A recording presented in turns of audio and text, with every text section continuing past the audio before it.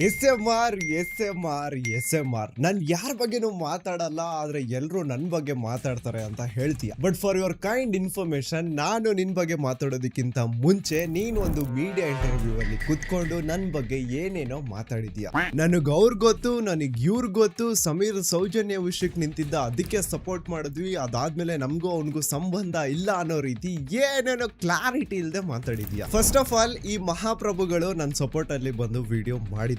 ಆ ವಿಡಿಯೋನ ನೀವು ಆಬ್ವಿಯಸ್ಲಿ ನೋಡಿರ್ತೀರ, ಆದ್ರೆ ಅದ್ರ ಹಿಂದಿನ ಬ್ಯಾಕ್ ಸ್ಟೋರಿ ನಿಮಗ್ ಗೊತ್ತಿರ್ಲಿಲ್ಲ. ಇವ್ರು ಆಲ್ರೆಡಿ ಇವ್ರ ವರ್ಷನ್ ಒಂದು ವಿಡಿಯೋ ಮಾಡಿ ಹಾಕಿದ್ದಾರೆ, ಬಟ್ ನನ್ನ ವರ್ಷನ್ ಆಫ್ ಸ್ಟೋರಿ ನಿಮಗ್ ಗೊತ್ತಿರ್ಲಿಲ್ಲ. ನಾನು ಸುಮಾರು ದಿನದಿಂದ ಹೇಳ್ಬೇಕು ಅಂತ ಇದ್ದೆ, ಬಟ್ ಹೋಗ್ಲಿ ಬಿಡು ಅಂತ ಸುಮ್ನೆ ಬಿಟ್ಟಿದ್ದೆ. ಸೊ ಇವತ್ತು ಯಾಕೋ ಹೇಳೇ ಬಿಡುವ ಅಂತ ಅನಿಸ್ತು, ಹಾಗಾಗಿ ಈ ವಿಡಿಯೋ. ಸೊ ನಿಮಗ್ ಗೊತ್ತಾ ಇದೆ, ನಾನು ಸೌಜನ್ಯ ಕೇಸ್ ಬಗ್ಗೆ ಒಂದು ವಿಡಿಯೋ ಮಾಡ್ತೀನಿ. ಆ ವಿಡಿಯೋ ಸಿಕ್ಕಾಪಟ್ಟೆ ವೈರಲ್ ಆಗುತ್ತೆ. ಅದಾದ್ಮೇಲೆ ನನಗೆ ಸುಮಾರು ಕಡೆಯಿಂದ ಥ್ರೆಡ್ಸ್ ಬರುತ್ತೆ. ನನ್ನ ಫೆಲೋ ಕ್ರಿಯೇಟರ್ಸ್ಗೆ ಹೆಲ್ಪ್ ಕೇಳ್ತೀನಿ. ಒಂದಿಷ್ಟು ಜನ ಜೆನ್ಯೂನ್ಲಿ ನನಗೆ ಹೆಲ್ಪ್ ಮಾಡೋದಕ್ಕೆ ರೀಚ್ ಔಟ್ ಮಾಡ್ತಾರೆ. ಇನ್ನೊಂದಿಷ್ಟು ಜನರದ್ದು ನಾನೇ ಅಲ್ಲಿಂದನೋ ಇಲ್ಲಿಂದನೋ ನಂಬರ್ ಕಲೆಕ್ಟ್ ಮಾಡಿ ಹೆಲ್ಪ್ ಮಾಡಿ ಅಂತ ಕೇಳ್ತೀನಿ. ಒಂದಿಷ್ಟು ಜನರನ್ನ ಡೈರೆಕ್ಟ್ ಆಗಿ ಬಂದು ಮೀಟ್ ಮಾಡಿ ಅಂತ ಹೇಳ್ತೀನಿ. ಕೆಲವೊಬ್ರು ಮೀಟ್ ಮಾಡೋದಕ್ಕೆ ಬರ್ತಾರೆ. ಅದರಲ್ಲಿ Tejas, name is Madhu, DV and ನಿಮ್ಮ ಎಸ್.ಎಂ.ಆರ್ ಇವರೆಲ್ಲ ನನ್ನನ್ನ ಮೀಟ್ ಮಾಡೋದಕ್ಕೆ ಬರ್ತಾರೆ. ನಾವು ಸೌಜನ್ಯ ಕೇಸ್ ಬಗ್ಗೆ ಡಿಸ್ಕಸ್ ಮಾಡ್ತಾ ಒಂದು ಪಾಡ್ಕಾಸ್ಟ್ ಮಾಡ್ಬೇಕು ಅಂತ ಡಿಸೈಡ್ ಮಾಡ್ತೀವಿ. ಸೊ ಒಂದ್ ಮೀಟಿಂಗ್ ಆಗುತ್ತಾ. ಅದಾದ್ಮೇಲೆ ಎಲ್ಲರೂ ತಮ್ಮ ಮನೆಗೆ ಹೊರಡ್ಬೇಕು. ಜೊತೆಲಿ ಒಂದು ಫೋಟೋ ಹಿಡಿಯುವ ಅಂತ ಮಾತು ಬರುತ್ತೆ. ನನ್ಗೆ ಯಾಕೋ ಫೋಟೋ ಕ್ಲಿಕ್ ಮಾಡೋದು ಸರಿ ಅನಿಸ್ತಿರ್ಲಿಲ್ಲ. ಅದಾದ್ಮೇಲೆ ಅವ್ರುಗಳು ಹೇಳ್ತಾರೆ, ಇಲ್ಲ ಬ್ರೋ, ಫೋಟೋ ಹಿಡಿದು ಎಲ್ರು ಅವ್ರವ್ರ ಸ್ಟೋರಿಗಳಿಗೆ ಹಾಕೊಂಡ್ಬಿಡುವ, ಸೊ ದಟ್ ಆಡಿಯನ್ಸ್ ಗೊತ್ತಾಗುತ್ತೆ ನಾವೆಲ್ಲರೂ ಜೊತೆಲಿ ಇದೀವಿ, ನಾವೆಲ್ಲರೂ ಸಮೀರ್ ಸೌಜನ್ಯ ಕೇಸಿಗೆ ಸಪೋರ್ಟ್ ಮಾಡ್ತಾ ಇದೀವಿ ಅಂತ ಆಡಿಯನ್ಸ್ ಗೊತ್ತಾಗುತ್ತೆ. ಬಿಕಾಸ್ ಆಗ ಸಿಚುವೇಶನ್ ಹಿಂಗಿತ್ತು ಅಂತಂದ್ರೆ, ಎಲ್ರು ಪ್ರತಿ ಒಬ್ಬ ಕ್ರಿಯೇಟರ್ ನ ಕಮೆಂಟ್ ಸೆಕ್ಷನ್ ಅಲ್ಲಿ ಹೋಗಿ ಸಮೀರ್ ಎಂಡಿಗೆ ಸಪೋರ್ಟ್ ಮಾಡಿ, ಸೌಜನ್ಯ ಕೇಸಿಗೆ ಸಪೋರ್ಟ್ ಮಾಡಿ ಅಂತ ಕಮೆಂಟ್ ಮೇಲೆ ಕಮೆಂಟ್, ಡಿಎಮ್ಸ್ ಮೇಲೆ ಡಿಎಮ್ಸ್ ಮಾಡ್ತಾ ಇದ್ರು. ಸರಿ ಆಯ್ತು ಅಂತ ಒಂದೆರಡು ಫೋಟೋ ಕ್ಲಿಕ್ ಮಾಡ್ತೀವಿ.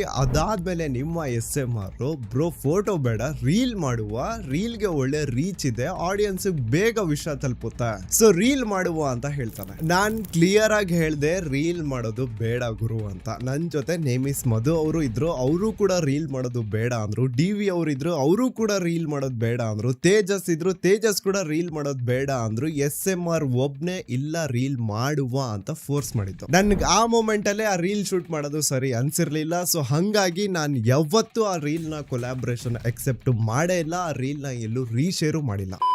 ಅದಾದ್ಮೇಲೆ ಯಾವಾಗ ನಾನು ನೆಕ್ಸ್ಟ್ ಸೆಕೆಂಡ್ ಥರ್ಡ್ ವಿಡಿಯೋ ಏನೋ ಮಾಡ್ತೀನಿ, ಆಗ ನೆಗೆಟಿವಿಟಿ ಶುರು ಆಗುತ್ತೆ. ಸ್ಟೇಟ್ ಚಾನಲ್ಸ್ ಎಲ್ಲ ಸಿಕ್ಕಾಪಟ್ಟೆ ಕರಪ್ಟ್ ಆಗ್ಬಿಟ್ಟು ನಮ್ಮ ಬಗ್ಗೆ ಇಲ್ದೆ ಸಲ್ದೇ ಇರೋ ಆರೋಪಗಳನ್ನೆಲ್ಲ ಹಾಕ್ತಾ ಇದ್ರು. ಹಾಗಾಗಿ ಸೋಷಿಯಲ್ ಮೀಡಿಯಾದಲ್ಲಿ ಸಹ ಸ್ವಲ್ಪ ನೆಗೆಟಿವ್ ಬರೋದಕ್ಕೆ ಶುರು ಆಯ್ತು. ಸ್ವಲ್ಪನೆಲ್ಲ ತುಂಬಾ ಜಾಸ್ತಿನೇ ನೆಗೆಟಿವ್ ಬರೋದಕ್ಕೆ ಶುರು ಆಯ್ತು. ಆಗ ಇದೇ 4 ಜನ ಇಮಿಡಿಯೇಟ್ಲಿ ಇನ್ನೊಂದು ವಿಡಿಯೋ ಮಾಡಿ ಹಾಕ್ತಾರೆ. ನಮ್ಗೂ ಸಮೀರ್ಗೂ ಸಂಬಂಧನೇ ಇಲ್ದೇ ಇರೋ ರೀತಿ ಮಾತಾಡ್ತಾರೆ. ಲಿಟ್ರಲಿ ನನ್ಗೆ ಆ ವಿಡಿಯೋ ನೋಡಿ ಫಸ್ಟ್ ಆಫ್ ಆಲ್ ಶಾಕ್ ಆಯ್ತು.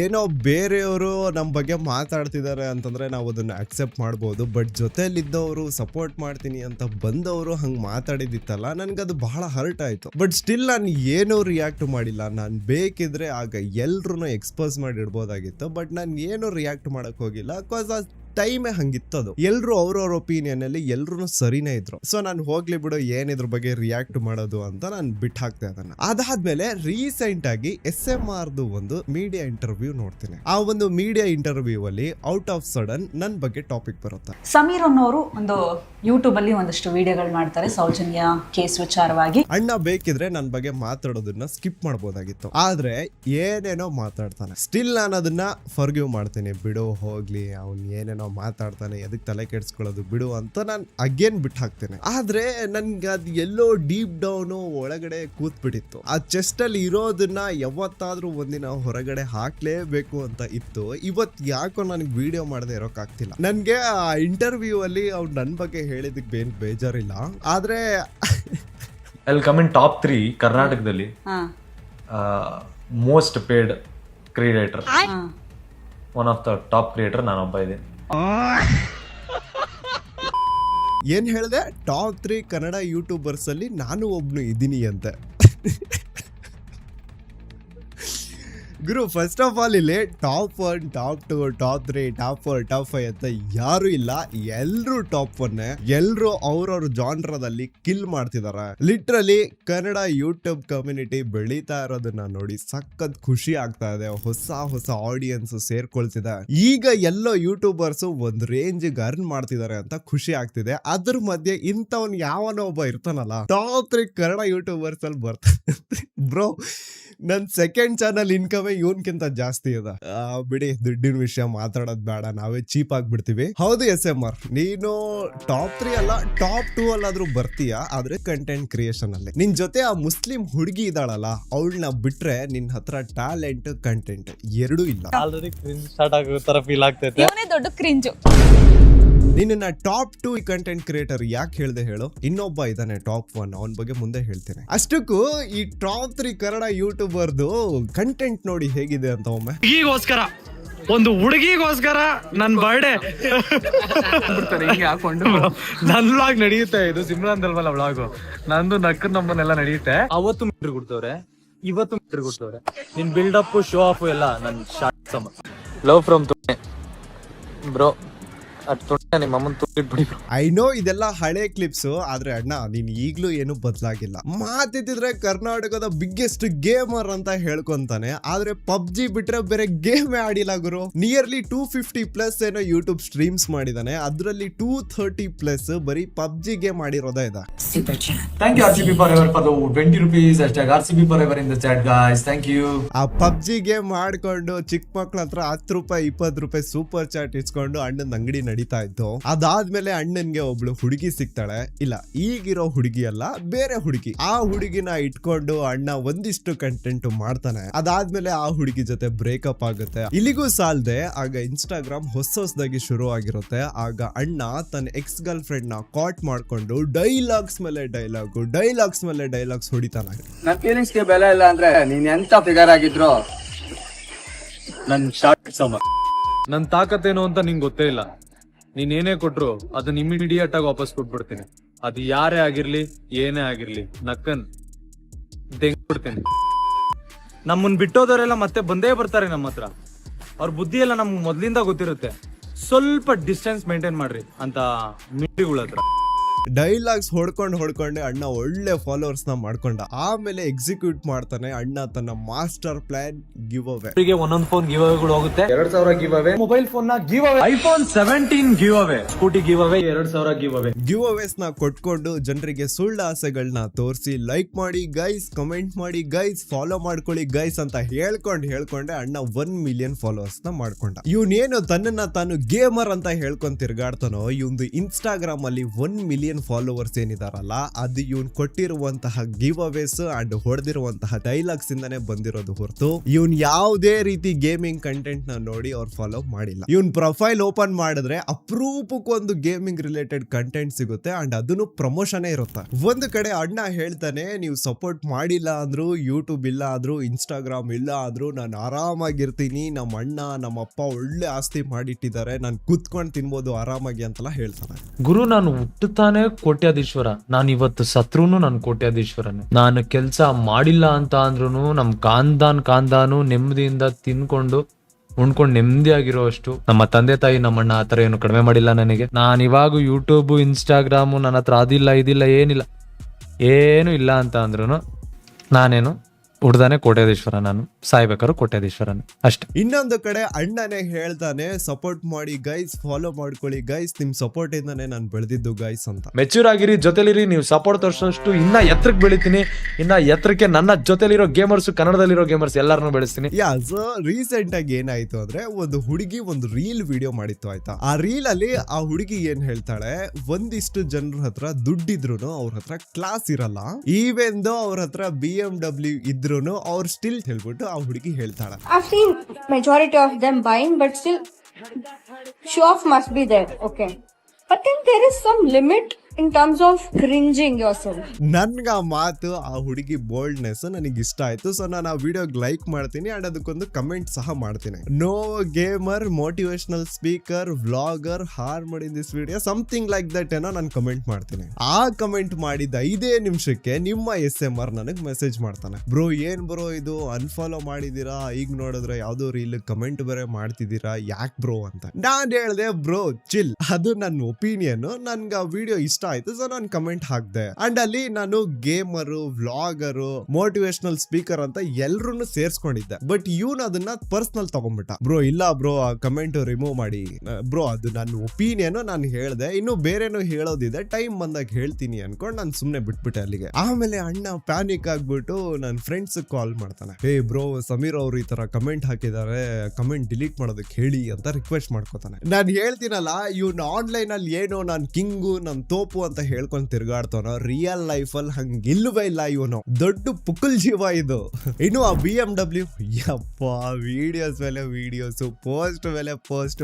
ಒಬ್ಬ ಬ್ಲಾಗರ್ ಆಗಿ ಅವನ್ ತನ್ನ ಹತ್ರ ಇರುವಂತಹ ಸ್ಪೆಷಲ್ ಥಿಂಗ್ ನ ತೋರಿಸ್ಕೊಳ್ಳೋದ್ರಲ್ಲಿ ಏನು ತಪ್ಪಿಲ್ಲ ಆಯ್ತಾ. ತಪ್ಪೇನು ಅಂತಂದ್ರೆ ಇವರು ತಮ್ಮ ಇನ್ವೆಸ್ಟ್ಮೆಂಟ್ ನ ಅಚೀವ್ಮೆಂಟ್ ತರ ತೋರಿಸ್ಕೊಳ್ತಾರಲ್ಲ, ಅದು ತಪ್ಪು. ಫಾರ್ ಎಕ್ಸಾಂಪಲ್, ಈಗ ನಾನ್ ನಿಮಗೆ ಹೆಂಗೆ ಹೇಳಿ, ಅನ್ಕೊಳ್ಳಿ ಒಂದು ಬಿಸ್ನೆಸ್ ಅಂದ್ಮೇಲೆ ಒಂದು ಪ್ರಾಡಕ್ಟ್ ಇರುತ್ತೆ ಅಂಡ್ ಅಲ್ಲಿ ಬೈಯಿಂಗ್ ಅಂಡ್ ಸೆಲ್ಲಿಂಗ್ ಇರುತ್ತೆ. ಸೊ ಯೂಟ್ಯೂಬ್ ಕೂಡ ಒಂದು ಬಿಸ್ನೆಸ್. ಇಲ್ಲಿ ಪ್ರಾಡಕ್ಟ್ ಬಂದು ನಾವು ಮಾಡುವಂತಹ ವಿಡಿಯೋಸ್. ಒಬ್ಬ ವ್ಲಾಗರ್ಗೆ ಅವನು ಡೈಲಿ ವಿಡಿಯೋಸ್ ಮಾಡಬೇಕು ಅಂಡ್ ಡೈಲಿ ಹೊಸದಾಗಿ ಕಂಟೆಂಟ್ ನ ಹುಡುಕ್ಬೇಕು, ಹೊಸದಾಗಿ ವಿಡಿಯೋಸ್ ಮಾಡಬೇಕು ಅನ್ನೋದು ದೊಡ್ಡ ತಲೆನೋವು. ಸೊ ಈ ವ್ಲಾಗರ್ಸ್ ಏನು ಸೂಪರ್ ಕಾರ್ಸ್, ಸೂಪರ್ ಬೈಕ್ಸ್ ತಗೊಳ್ತಾರಲ್ಲ, ಅದ್ರದ್ದೇನು ವಿಡಿಯೋಸ್ ಮಾಡಿ ಹಾಕ್ತಾರಲ್ಲ, ಅದು ಅವ್ರದ್ದು ಅಚೀವ್ಮೆಂಟ್ ಅಲ್ಲ, ಅದು ಅವ್ರದ್ದು ಇನ್ವೆಸ್ಟ್ಮೆಂಟ್. ಒಂದ್ ಸೂಪರ್ ಕಾರ್ ತಗೊಂಡ, ಅದ್ರ ಬುಕ್ಕಿಂಗ್ ಇಂದ ಹಿಡಿದು ಡೆಲಿವರಿ ವರ್ಗು, ಡೆಲಿವರಿ ಮಾಡಾದ್ಮೇಲೆ ಮಾಡಿಫಿಕೇಶನ್ ವರ್ಗು, ಈವನ್ ಒಂದು ಸೀಟ್ ಕವರ್ ಚೇಂಜ್ ಮಾಡಿದ್ರು, ಒಂದು ಹೊಸ ಮಿರರ್ ಹಾಕ್ಸಿದ್ರು, ಪ್ರತಿ ಒಂದನ್ನು ವಿಡಿಯೋ ಮಾಡಿ ಹಾಕ್ತಾರೆ. So that's their content. But ಇಲ್ಲಿ ಇವನು ನನ್ನ ಸ್ವಂತ ದುಡ್ಡಲ್ಲಿ ನಾನು ಬೆಳೆದೆ, ನಾನು BMW ತಗೊಂಡೆ, ನಂದು ಅಚೀವ್ಮೆಂಟ್ ಇದು ಅಂತ ಏನ್ ತೋರಿಸ್ಕೊಳ್ತಿದ್ದಾನಲ್ಲ,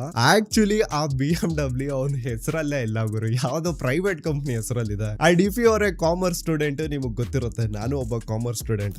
ಸೊ ಒಂದು ಪ್ರೈವೇಟ್ ಕಂಪ್ನಿ ಹೆಸರಲ್ಲಿ ನೀವು ಒಂದು ಕಾರು, ಒಂದು ಲಕ್ಸುರಿ ಕಾರ್ ನ ತಗೊಳ್ತಿದ್ದೀರಾ ಅಂತಂದ್ರೆ ಅದ್ರದ್ದು ಡಿಪ್ರಿಸಿಯೇಷನ್ ಕ್ಲೇಮ್ ಮಾಡಬಹುದು, ಪೆಟ್ರೋಲ್ ಚಾರ್ಜಸ್ ಕ್ಲೇಮ್ ಮಾಡಬಹುದು, EMI ಕ್ಲೇಮ್ ಮಾಡಬಹುದು, ಇಫ್ ಇನ್ ಕೇಸ್ EMI ತಗೊಂಡಿದ್ರೆ ಮೇಂಟೆನೆನ್ಸ್ ಕ್ಲೇಮ್ ಮಾಡಬಹುದು, ಯಪ್ಪ ತುಂಬಾ ಇದೆ ಆ ತರ. ಸೊ ಇವರು ತಮ್ಮ ಇನ್ವೆಸ್ಟ್ಮೆಂಟ್ ನ ಅಚೀವ್ಮೆಂಟ್ ತರ ತೋರಿಸೋದು, that creates a bad influence. ಹೇಗೆ ಅಂತಂದ್ರೆ ಅನ್ಕೊಳ್ಳಿ, ಯಾರೋ ಒಬ್ಬ ರ್ಯಾಂಕ್ ಸ್ಟೂಡೆಂಟ್ ಇದ್ದಾನೆ, ಡಿಗ್ರಿ ಕಂಪ್ಲೀಟ್ ಮಾಡಿದಾನೆ ಅಥವಾ ಇಂಜಿನಿಯರಿಂಗ್ ಕಂಪ್ಲೀಟ್ ಮಾಡಿದಾನೆ, ಎಲ್ಲೋ ಒಂದ್ ಕಡೆ ಕೆಲ್ಸಕ್ಕೆ ಸೇರ್ತಾನೆ, 15,000 to 20,000 ಸಂಬಳ ಇರುತ್ತೆ. ಅವನು ಇವ್ರ ವಿಡಿಯೋಸ್ ನ ನೋಡ್ತಾನೆ, ಅದ್ರಲ್ಲಿ ಇವರು ಅಷ್ಟು ಚಿಕ್ಕ ಏಜ್ ಅಲ್ಲಿ ಅಷ್ಟು ಲಕ್ಸುರಿ ಕಾರ್ ನ ತಗೊಂಡಿರೋದನ್ನ ಶೋ ಆಫ್ ಮಾಡ್ತಾರಲ್ಲ, ಅದು ನೋಡಿ ಅವನಿಗೆ ಜೆಲಸ್ ಫೀಲ್ ಆಗುತ್ತೆ. ಲೈಕ್ ನಾನ್ ಏನ್ ಮಾಡ್ತಾ ಇದೀನಿ ಲೈಫ್ ಅಲ್ಲಿ, ಹಿ ಫೀಲ್ಸ್ ಇನ್ಸೆಕ್ಯೂರ್. ದೂತ ಸಭೆಯ ಪ್ರಜೆಗಳೇ, ನೀವು ನೀಟಾಗಿ ಕೇಳಿಸ್ಕೊಳ್ಳಿ ಆಯ್ತಾ. ಕಂಟೆಂಟ್ ಕ್ರಿಯೇಷನ್ ಅನ್ನೋದು ಕೂಡ ಏನ್ ಸಿಂಪಲ್ ಜಾಬ್ ಅಲ್ಲ. It requires a skill, it requires a time and it requires efforts. But ಅದ್ರದ್ದೊಂದು ಶಾರ್ಟ್ ಕಟ್ ಹುಡ್ಕೊಂಡ್ಬಿಟ್ಟಿದ್ದಾರೆ. ಅಂಡ್ ನನ್ಗೆ ಇನ್ನೊಂದು ವಿಚಿತ್ರ ಅನ್ಸೋದು ಏನು ಅಂತಂದ್ರೆ, ಜೀವನದಲ್ಲಿ ಏನೋ ಕಿತ್ತಿ ದಬ್ಬಾಕ್ಬಿಟ್ಟಿದ್ದಾರೆ ಅನ್ನೋ ರೀತಿ ಕಾಲೇಜಸ್ ಗಳಿಗೆ ಹೋಗ್ಬಿಟ್ಟು ಮೋಟಿವೇಶನ್ ಕೊಡೋದು. ಫಾರ್ ಯುವರ್ ಕೈಂಡ್ ಇನ್ಫಾರ್ಮೇಶನ್, ನಿಮ್ಮ SMR 12th ಫೇಲ್ ಅಂಡ್ ಇವನು ಕಾಲೇಜಸ್ ಹೋಗ್ಬಿಟ್ಟು ಎಜುಕೇಶನ್ ಬಗ್ಗೆ ಮೋಟಿವೇಶನ್ ಕೊಡೋದು. ಯಪ್ಪ ಎಂತಾದ್ರು ಡೈರೋನಿ ಇದು. ನನ್ಗೂನು ಕಾಲೇಜಸ್ ಇಂದ, ಸುಮಾರು ಕಾಲೇಜಸ್ ಇಂದ ಇನ್ವಿಟೇಷನ್ಸ್ ಬರುತ್ತೆ. ಲೈಕ್ ಅವ್ರು ಏನೋ ಒಂದು ಪ್ರೋಗ್ರಾಮ್ ಕಂಡಕ್ಟ್ ಮಾಡಿರ್ತಾರೆ, ಬನ್ನಿ ಮಾತಾಡಿ ಸ್ಟೂಡೆಂಟ್ಸ್ ಜೊತೆ, ಸ್ಟೂಡೆಂಟ್ಸ್ ಗೆ ಏನಾದ್ರು ಮೋಟಿವೇಟ್ ಮಾಡಿ ಅಂತ ಹೇಳ್ತಾರೆ. ಬಟ್ ನಾನು ಇಲ್ಲಿವರೆಗೂ ಯಾವ ಕಾಲೇಜ್ ಫಂಕ್ಷನ್ಗೂ ಹೋಗಿಲ್ಲ. ಬಿಕಾಸ್ ನಂದು ಒಂದು ಥಿಂಕಿಂಗ್ ಏನು ಅಂತಂದ್ರೆ, ಈಗ ನಾನೊಂದು ಕಾಲೇಜಿಗೆ ಹೋಗಿರ್ತೀನಿ, ಅಲ್ಲಿ ನನ್ನ ಸ್ಟೇಜ್ ಮೇಲೆ ಕೂರಿಸ್ತಾರ, ಅಲ್ಲಿ ನನ್ನ ಪಕ್ಕದಲ್ಲಿ PhD ಮಾಡಿರೋರು, ಪ್ರೊಫೆಸರ್ಸ್, ಲೆಕ್ಚರರ್ಸ್ ಎಲ್ಲ ಇರ್ತಾರೆ. ಅವ್ರ ನಾಲೆಡ್ಜ್ ಮುಂದೆ ನನ್ನ ನಾಲೆಡ್ಜ್ ನನಗೆ ಸಿಕ್ಕಾಪಟ್ಟೆ ಕಡಿಮೆ ಅನ್ಸುತ್ತೆ. ಹೌದು, ನನ್ನ ಹತ್ರ ಫೇಮ್ ಇರಬಹುದು, ನನಗೆ ಫಾಲೋವರ್ಸ್ ಇರಬಹುದು, ನನ್ನ ಸೋಷಿಯಲ್ ಮೀಡಿಯಾ ಪ್ರೆಸೆನ್ಸ್ ತುಂಬಾ ಜಾಸ್ತಿ ಇರಬಹುದು. ಬಟ್ ಸೋಷಿಯಲ್ ಮೀಡಿಯಾದಲ್ಲಿ ನಾನು ಪಾಪ್ಯುಲರ್ ಇದೀನಿ ಅಂದಿದ ತಕ್ಷಣ ನಾನು ಕಾಲೇಜಿಗೆ ಹೋಗಿ ಅಲ್ಲಿ ಸ್ಟೂಡೆಂಟ್ಸ್ ನ ಮೋಟಿವೇಟ್ ಮಾಡೋದಕ್ಕಾಗಲ್ಲ. That requires actual knowledge. And ನನ್ನ ಪ್ರಕಾರ ನನ್ಗೀಗೆಲ್ಲೋ ಆ ಮಟ್ಟಿಗೆ ನಾಲೆಡ್ಜ್ ಇಲ್ಲ, ನಾನು ಆ ಮಟ್ಟಿಗೆ ಇನ್ನೂ ಬುದ್ಧಿವಂತ ಆಗಿಲ್ಲ. ಇನ್ನು ಜೀವನದಲ್ಲಿ ಕಲಿಯೋದು ತುಂಬಾ ಇದೆ. ಕಲ್ತಾದ್ಮೇಲೆ ಬೇಕಿದ್ರೆ ಹೋಗುವ ಕಾಲೇಜಸ್ ಅಲ್ಲಿ ಫಂಕ್ಷನ್ಸ್ ತಾನೆ ಅಟೆಂಡ್ ಮಾಡುವ ಬಿಡು ಅಂತ ನನ್ ಥಿಂಕಿಂಗ್. ಹಾಗಾಗಿ ನಾನು ಇಲ್ಲಿವರೆಗೂ ಯಾವುದೇ ಕಾಲೇಜ್ ಫಂಕ್ಷನ್ಗೂ ಹೋಗಿಲ್ಲ. ಏನ್ ಕಿತ್ತಿ ದಬ್ಬಾಗ್ಬಿಟ್ಟಿದ್ದಾರೆ ಅಂತ ಕಾಲೇಜಸ್ ಹೋಗ್ತಾರೋ ಗೊತ್ತಿಲ್ಲ ಗುರು. ಅಲ್ಲ, ನೀವು ಜಸ್ಟ್ ಇಮ್ಯಾಜಿನ್, ಇವ್ರು ನಿಂತಿರುವಂತಹ ಸ್ಟೇಜ್ ಅಲ್ಲಿ ಹಿಂದ್ಗಡೆ ಬ್ಯಾನರ್ ಅಲ್ಲಿ ಕುವೆಂಪು, ದಾರಾ ಬೇಂದ್ರೆ, ಇನ್ನು ಹಲವಾರು ಲೇಖಕರು, ಕವಿಗಳದ್ದು ಫೋಟೋಸ್ ಇದೆ. ಅವ್ರೆಲ್ಲಿ, ಇವ್ರುಗಳಲ್ಲಿ ಇನ್ನೊಬ್ಬ ಇದಾನೆ, ಆ ಬ್ಲಡ್ ಲೈನ್ ಗ್ರೂಪ್ ಅಂತೆ, ಲಾರೆನ್ಸ್ ಅಂತೆ ಐಡಿ ನೇಮು. ಇವ್ರ ಬಗ್ಗೆನೂ ನಾನು ಸುಮಾರು ದಿನದಿಂದ ಮಾತಾಡ್ಬೇಕು ಅನ್ಕೊಳ್ತಿದ್ದೆ, ಬಟ್ ಹೋಗ್ಲಿ ಬಿಡು ಅನ್ಕೊಂಡ್ ಸುಮ್ನೆ ಇದ್ದೆ. ಬಟ್ ಈಗ ಇಲ್ಲ, ಈ ಮಾತಾಡ್ಬಿಡುವ. ಇವ್ರಗಳದ್ದು ಕಂಟೆಂಟ್ ನೋಡಿರ್ತೀರಾ ನೀವು, ಇವ್ರಗಳು ಬಳಸೋ ಭಾಷೆ, ಆ ಜಾತ್ರೆ ಎಡಿಟ್ಸ್. ಒಬ್ಬ ಹುಡುಗ ದಿನೇಶ್ ಅಂತ ಅವನ ಹೆಸರು, ಇವ್ರನ್ನ ಕಾಲ್ ಔಟ್ ಕೂಡ ಮಾಡಿದ್ದ. ಈ ತರ ಎಲ್ಲ ಕಂಟೆಂಟ್ ಮಾಡ್ಬೇಡಿ, ಸೋಷಿಯಲ್ ಮೀಡಿಯಾದಲ್ಲಿ ಹಾಕ್ಬೇಡಿ, ನಿಮ್ಮನ್ನ ನೋಡಿ ಬೇರೆ ಹುಡುಗರು ಇನ್ಸ್ಪೈರ್ ಆಗ್ತಾರೆ ಅಂತ ಹೇಳ್ಬಿಟ್ಟು. ಅದಕ್ಕೆ ಇವ್ರು ರಿಪ್ಲೈ ಮಾಡ್ಕೊಂಡು ಡೈಲಾಗ್ ಬೇರೆ, ಓ ಏನು ನೀನ್ ಮನೇಲಿದ್ರೆ ನಿನ್ ಫ್ರೆಂಡ್ಸ್ ಜೊತೆ ಇದ್ರೆ ಕೆಟ್ಟ ಭಾಷೆ ಬಳಸಲ್ವಾ ಅಂತ ಡೈಲಾಗ್ ಬೇರೆ. ಅಲ್ಲ ಗುರು, ಚಿಕ್ಕ ಮಕ್ಳು ಕೈಗೆ ಮನೆಯವ್ರು ಫೋನ್ ಕೊಡ್ತಾರೆ, ಆಮೇಲೆ ತಪ್ಪೆಲ್ಲ ನಮ್ದೇ ಅಂತ.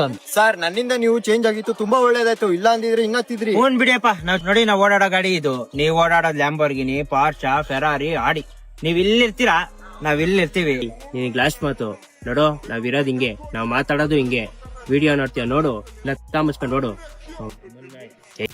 4 ಜನ ಮಧ್ಯ ಕುತ್ಕೊಂಡು ಕೆಟ್ಟ ಭಾಷೆ ಮಾತಾಡೋದಕ್ಕೂ ಮಿಲಿಯನ್ಸ್ ಜನರ ಮುಂದೆ ಕೆಟ್ಟ ಭಾಷೆ ಮಾತಾಡೋದಕ್ಕೂ ವ್ಯತ್ಯಾಸ ಇದೆ. ಹೋಗ್ತಿರಲ್ಲ ಜೀವನದಲ್ಲಿ ಏನೋ ಕಿತ್ತಿ ದಬ್ಬಾಗ್ಬಿಟ್ಟಿದೀನಿ ಅನ್ನೋ ರೀತಿ ಕಾಲೇಜಸ್ಗೆ ಹೋಗ್ಬಿಟ್ಟು ಮೈಕ್ ಹಿಡ್ಕೊಂಡು ಸ್ಪೀಚಸ್ ಕೊಡ್ತಿರಲ್ಲ, ಅಲ್ಲಿ ಬಳಸಿ ಅಲ್ಲ ನಿಮ್ ಕೆಟ್ಟ ಭಾಷೆನ. ಸೂ ಮಗನೆ ಬೋ ಮಗನೆ ಅಂತ ಮೈಕಲ್ಲಿ ಹೇಳಿ ಅಲ್ವಾ. ಕೆಟ್ಟ ಭಾಷೆ ಬಳಸ್ಕೊಂಡು ಮಾಡೋ ವಿಡಿಯೋಸ್ ನ 4 ವರ್ಷದ ಮಗುನು ನೋಡುತ್ತೆ, 40 ವರ್ಷದ ವ್ಯಕ್ತಿನೂ ನೋಡ್ತಾನೆ. ಯಾರಾದ್ರೂ ಕಾಲ್ ಔಟ್ ಮಾಡಿದ್ರೆ ಅದಕ್ಕೆ ರಿಪ್ಲೈ ವಿಡಿಯೋ ಬೇರೆ. ಏನ್ ನಿಜ ಜೀವನದಲ್ಲಿ ನೀವು ಕೆಟ್ಟ ಭಾಷೆ ಬಳಸೋದೇ ಇಲ್ಲ, ಡೈಲಾಗ್ ಬೇರೆ. ಏನ್ ನೀವು ಮಾಡ್ತಿರೋ ಕಂಟೆಂಟ್ ಇಂದ ಇನ್ಸ್ಪೈರ್ ಆಗಿ ಯಾರು ನಿಮ್ ತರ ವಿಡಿಯೋಸ್ ಮಾಡ್ತಾ ಇಲ್ಲ ಅನ್ಕೊಂಡಿದ್ರ? ಚಿಕ್ಕ ಮಕ್ಕಳು, ಸ್ಕೂಲ್ಗೆ ಹೋಗೋ ಮಕ್ಕಳು ನಿಮ್ಮದ್ ನೋಡ್ಬಿಟ್ಟು ನಿಮ್ಗಿಂತ ಕೆಟ್ಟ ಭಾಷೆ ಬಳಸಿ ರೀಲ್ಸ್ ಮಾಡ್ತಾ ಇರೋದು. ಇವರೆಲ್ಲ ಹೀರೋಸ್ ಅಂತ ಅನ್ಕೊಂಡ್ಬಿಟ್ಟಿದ್ದಾರೆ. ಅವ್ರು ಯಾವ ವಿಡಿಯೋದಾಗ ಹೀರೋ ಅಂತ ಇವರು ಏನೇನ್ ಸಾಧನೆ ಮಾಡಿದ್ದಾರೆ ಅಂತ ನೋಡೋಣವಾ. ಅವರು ಜನದ ಪ್ರೀತಿ ಗಳಿಸ್ತಾರಲ್ಲ, ನಿಮ್ಗೆ ಗೊತ್ತು. ನಿನಗೂ ಜಂಗೂರ್ ಬಾಗ್ಲು ಮಾಡ್ತೀವಿ, ನಿಮ್ ಪ್ರೊಫೈಲ್ ಸಿಕ್ರ ನಿಮ್ಗೆ ಲ್ಯಾಕ್ಸ್ ಅಲ್ಲಿ ಫಾಲೋವರ್ಸ್ ಇದ್ದಾರೆ.